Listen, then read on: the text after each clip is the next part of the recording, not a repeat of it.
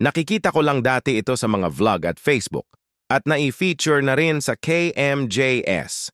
Nasabi ko na lang noon, san kaya ito at napaka-picture perfect? May mga dambuhalang bato na tila pinagpatong. Isa itong obra ng kalikasan na libu-libong taon ang nabuo. Sa sandaling ito, sa wakas, nasilayan ko na ang kagandahang Noy sa telebisyon ko lamang nakikita. Ito ay ang nagpatong rock formations na matatagpuan sa Barangay Cuyambay, Tanay. Bago makarating rito, kinakailangan niyong maglakad ng 1 o 1.5 oras bago marating ang rock formation. Basic lang naman ang daan, huwag lang umulan dahil madulas at maputik tulad ng nangyari sa amin.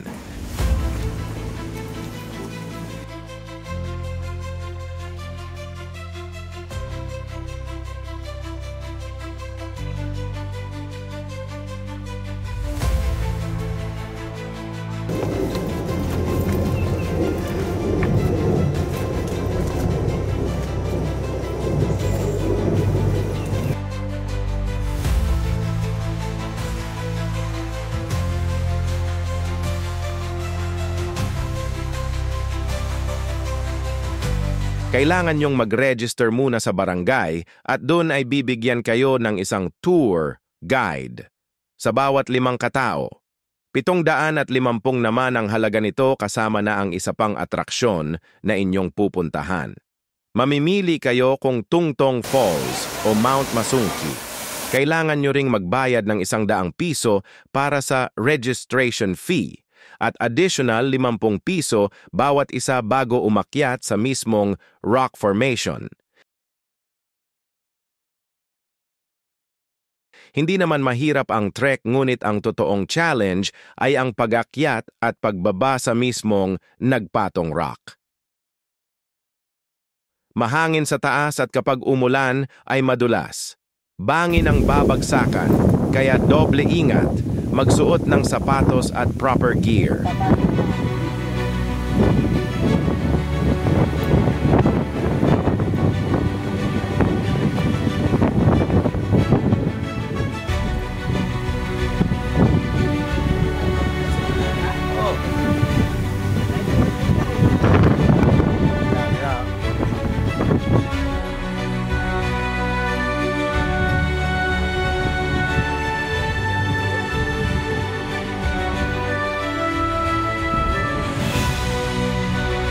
Hawa ka sa loob eh.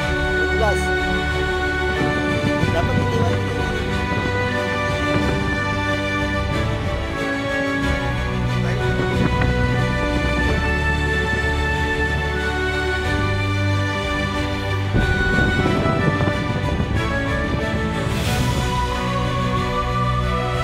Hindi siya pwedeng hindi talaga bababa kasi hindi kami makauwi.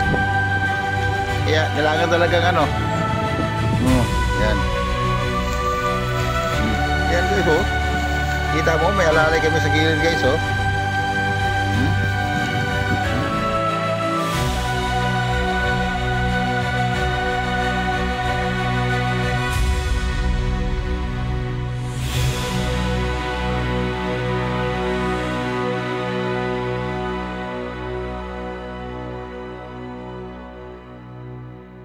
Sa sandaling marating mo ang tuktok, ang bughaw na langit, ang luntiang kagubatan, at ang hangin na dumadampi sa iyong balat, lahat ay nagpapatunay na sulit ang bawat hakbang ng paglalakbay. Isa itong karanasang hindi lang para sa mata, kundi para rin sa puso at diwa. Hanggang sa muli mga paps.